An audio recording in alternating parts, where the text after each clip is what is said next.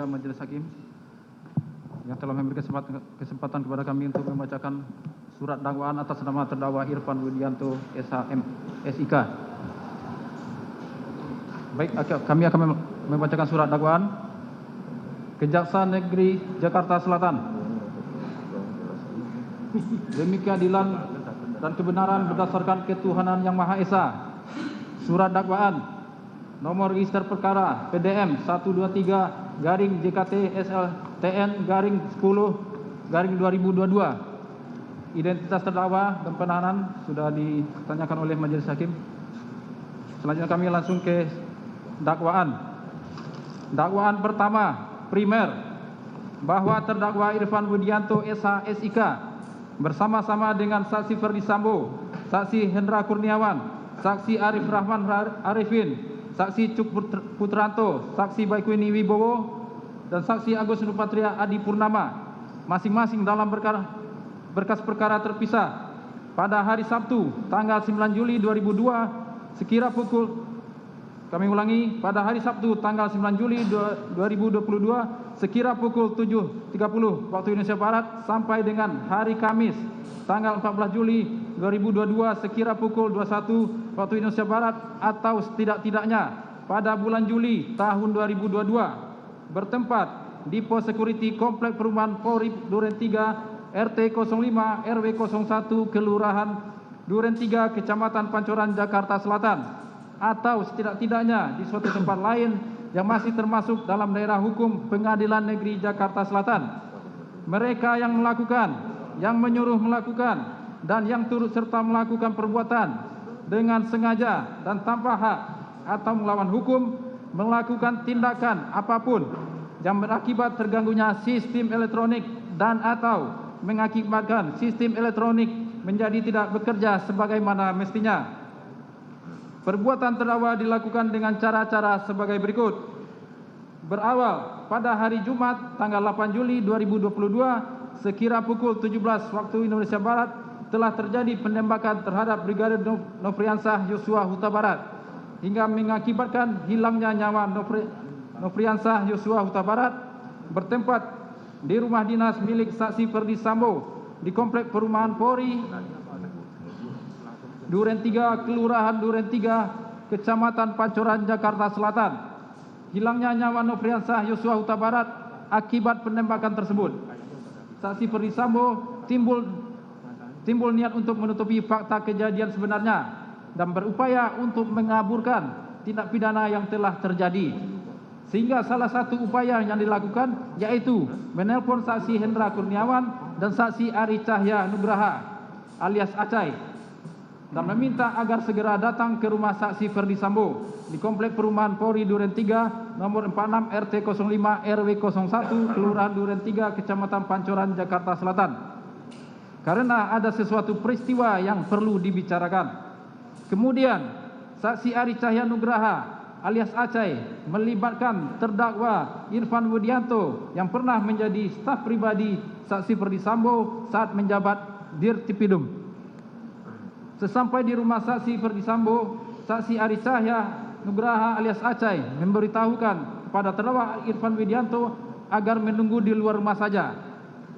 Pada saat terdakwa Irfan Widianto menunggu di luar rumah, terlihat olehnya ada anggota Satreskrim Polres Jakarta Selatan sedang melakukan olah TKP dan terdakwa Irfan Widianto mendapatkan informasi bahwa di rumah saksi Ferdi Sambo di Komplek Perumahan Polri Duren 3 nomor 46 RT 05 RW 01 Kelurahan Duren 3 Kecamatan Pancoran Jakarta Selatan telah terjadi peristiwa penembakan yang menyebabkan ada korban jiwa bernama Nofriansah Yosua Huta Barat.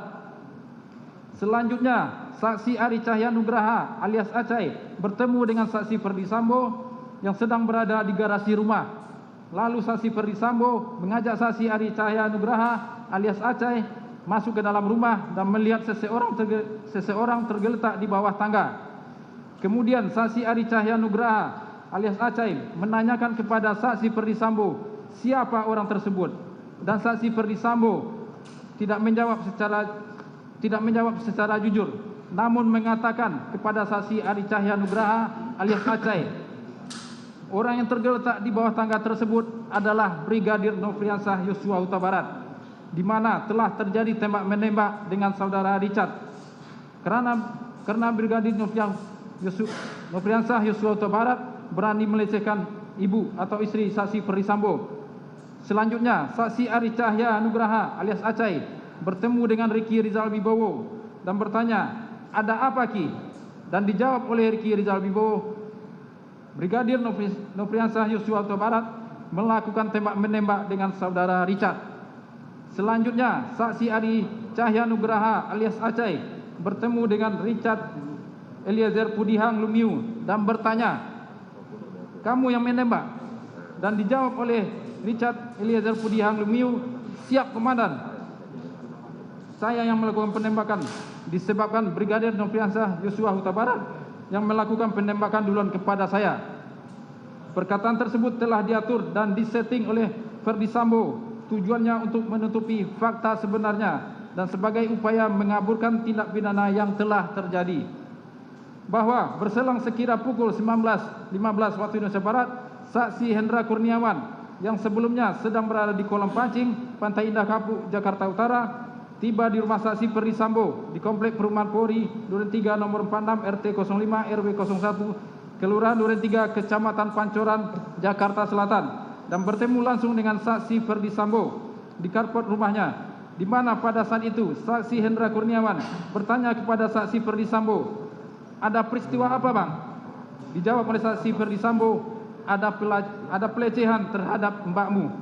Kemudian saksi Ferdisambo melanjutkan ceritanya bahwa mbakmu teriak-teriak saat kejadian itu. Lalu Nofriansah Yosua Huta Barat panik dan keluar dari kamar Putri Chandrawati tempat kejadian. Karena ketahuan oleh Richard Eliezer Pudihang Lumiu sambil bertanya, "Ada apa, Bang?" Ternyata Nofriansah Yosua Huta Barat yang berada di lantai bawah depan kamar tidur Putri Chandrawati tersebut bereaksi secara spontan dan menembak Richard Eliezer Pudihang Lumiu yang berdiri di tangga lantai 2 rumah saksi Ferdisambo. Melihat situasi tersebut, Richard Eliezer Pudihang Lumiu membalas tembakan Nofriansah Yosua Huta Barat, sehingga terjadilah saling tembak menembak di antara mereka berdua yang mengakibatkan korban jiwa, yaitu Nofriansah Yosua Huta Barat meninggal dunia di tempat kejadian.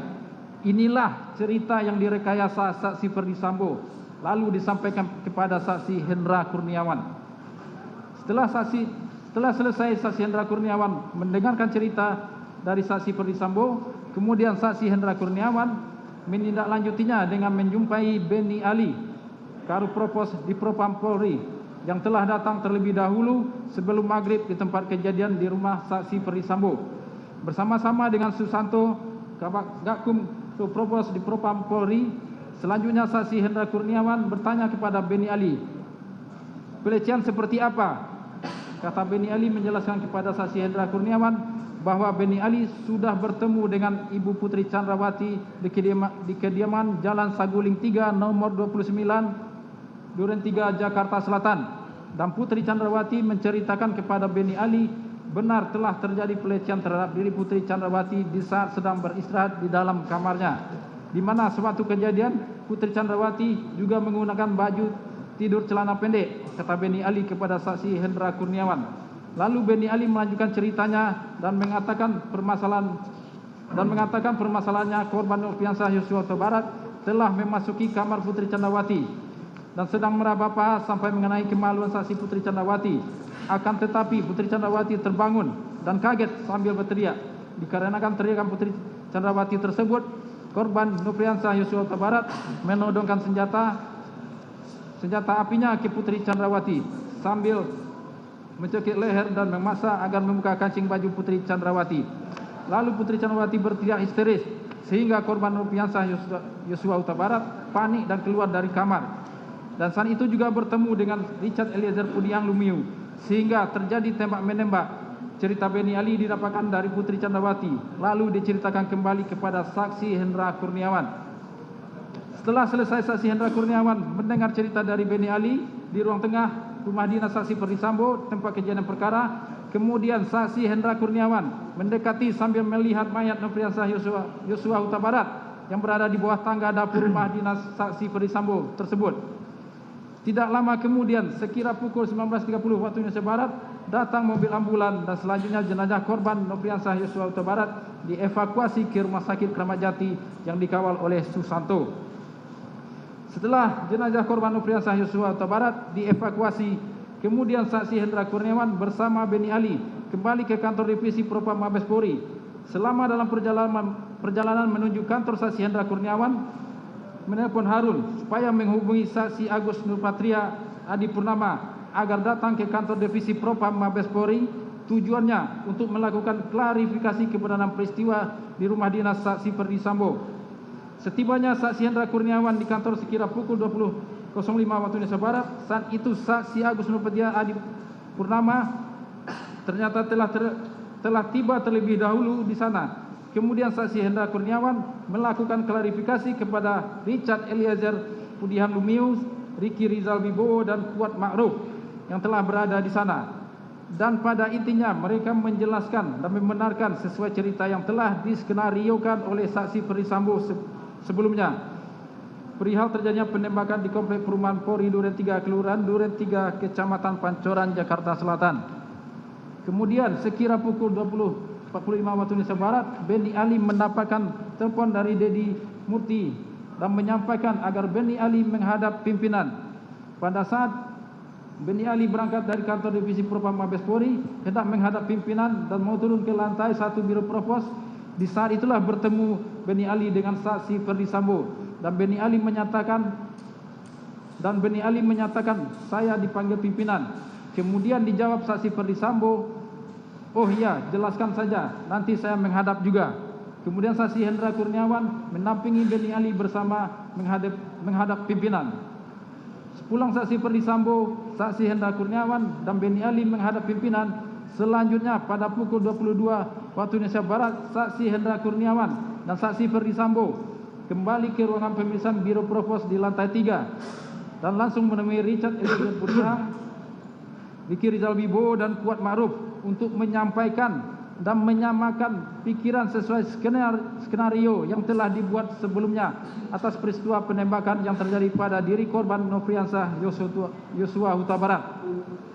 Setelah itu saksi Ferdisambo kembali memanggil saksi Hendra Kurniawan, Beni Ali, saksi Agus Nurpatria Adi Purnama dan Harun, dan lalu menyampaikan bahwa ini masalah harga diri. Percuma punya jabatan dan pangkat bintang 2 kalau harkat dan martabat serta kehormatan keluarga hancur karena kelakuan Brigadir Nofriansah Yosua Huta Barat. Saya sudah menghadap pimpinan dan menjelaskan. Pertanyaan pimpinan cuma satu, yakni, "Kamu nembak enggak, Mbo?" Dan saksi Ferdisambo menjawab, "Siap, tidak jenderal. Kalau saya nembak, kenapa harus di dalam rumah? Pasti saya selesaikan di luar. Kalau saya yang nembak bisa pecah itu kepalanya atau jebol karena senjata pegangan saya kaliber 45. Mohon rekan-rekan untuk masalah ini diproses apa adanya sesuai kejadian di TKP. Keterangan saksi dan barang bukti yang diamankan untuk kejadian di Magelang tidak usah dipertanyakan. Berangkat dari kejadian Duren 3 saja. Baiknya untuk penanganan tindak lanjutnya di Paminal saja." Selanjutnya pada hari Sabtu tanggal 9 Juli 2022 sekira pukul 07.30 waktu Indonesia Barat, saksi Hendra Kurniawan ditelepon oleh saksi Ferdisambo dan mengatakan, "Bro, untuk pemeriksaan saksi-saksi oleh penyidik selatan di tempat bro aja, biar tidak gaduh karena ini menyangkut bakmu masalah pelecehan, dan tolong cek CCTV komplek."